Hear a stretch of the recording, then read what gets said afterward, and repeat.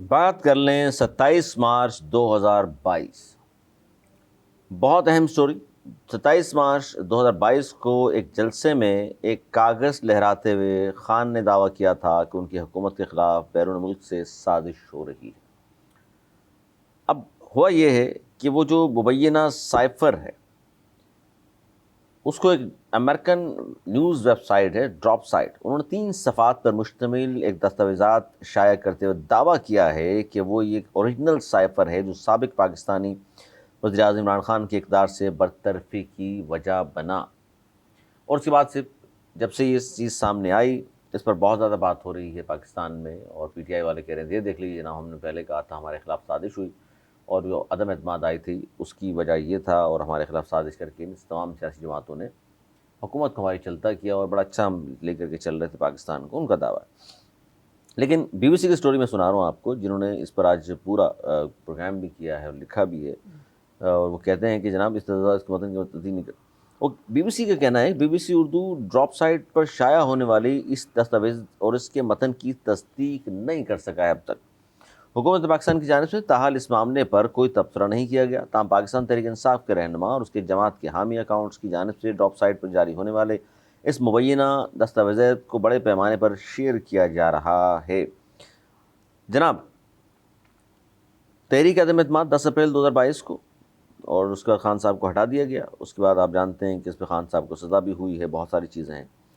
और खान ने कहा था कि डोनाल्ड लू उनकी हुकूमत गिराने की साजिश का हिस्सा है, जिसका मकसद उनकी हुकूमत को हटाना था। ताहम अमरीकी दफ्तर ख़ारिजा ने इन तमाम इल्ज़ामात की ज़माने में तरदीद की थी। सर, ये दोबारा आ गया मामला साइफ़र का। बहुत ज़्यादा ये साइफ़र की कहानी पाकिस्तान में रही। अब इस वेबसाइट ने इसको मुबैना साइफ़र को शाया कर दिया है, 3 सफ़ात पर मुश्तमिल।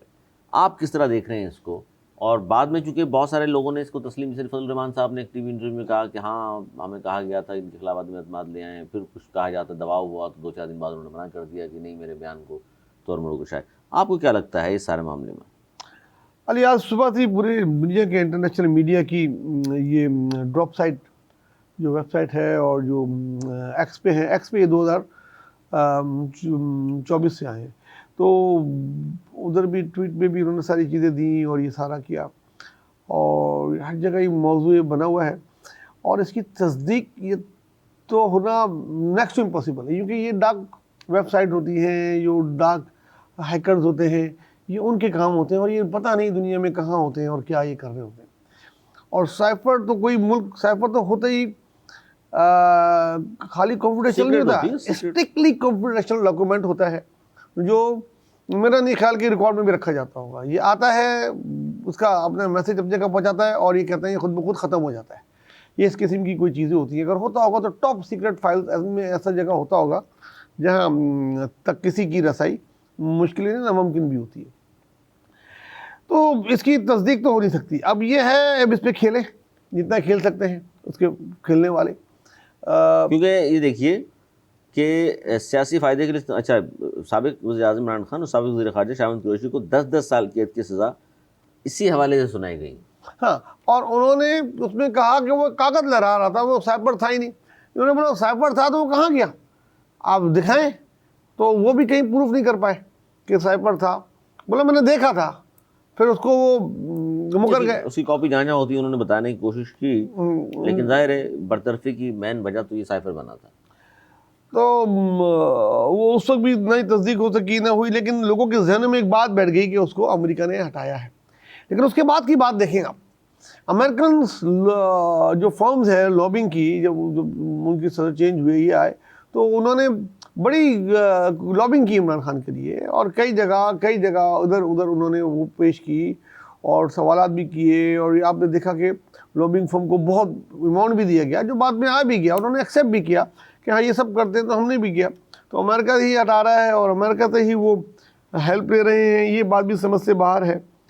तो अच्छा, क्योंकि साइफर कोड में लिखा जाता है, कोड वर्ड्स में, उसको डिकोड किया जाता है, और हर मुल्क में इसके लोग मौजूद हैं। और बीबीसी कहता है पाकिस्तान के दफ्तर खारजा में ग्रेड 16 के 100 से ज़्यादा एहलकार मौजूद हैं, जिन्हें साइफर असिस्टेंट कहा जाता है। ये बैरून मुल्क सिफारत खानों में भी तैनात होते हैं, और यही इसको कोड डिकोड सारा इनके पास एक्सपर्टीज़ होती है, और ये तमाम वो काम कर रहे होते हैं। जी, ये ऐसे ही होता है, ये कोई बहुत बड़ी रॉकेट साइंस नहीं है, इसकी ट्रेनिंग होती है। और साइफर के अपने ही अल्फ़ाबेट होते हैं, अपनी ही साउंड होती है, और वो उस पे ही जाता है और उसको डिकोड करके ख़त्म कर दिया जाता है, और उसको आगे जिसको के लिए होता है उसको राइटिंग में दे दिया जाता है कि सर ये मैसेज आया है। उस मैसेज के बाद जो उसका वो सेक्शन होती होंगी वो करते होंगे। डिप्लोमेटिक एक टूल है, और ये ऐसा नहीं कि यूज़ नहीं होता, ये यूज़ होता है, ऐसा नहीं है, ये यूज़ होता है।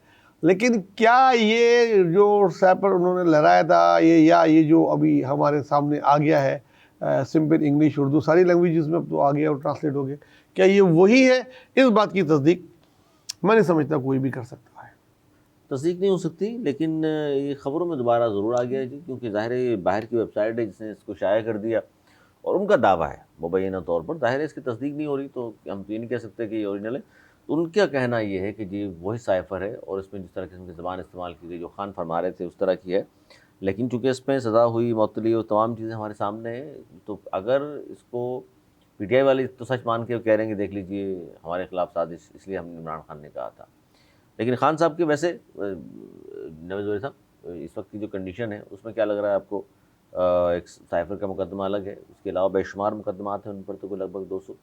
तो आपको क्या लग रहा है ईद से पहले खान साहब की रिहाई? देखिए, अभी तो वो सूरत नहीं है कि उनकी रिहाई की कोई सूरत बन जाए। एक वक्त था कि वो आज छूटे कि कल छूटे रमज़ान में, लेकिन वो माने नहीं किसी भी डील को। अब जो है वो अगर डील देने वाले पे है कि वो देगा नहीं।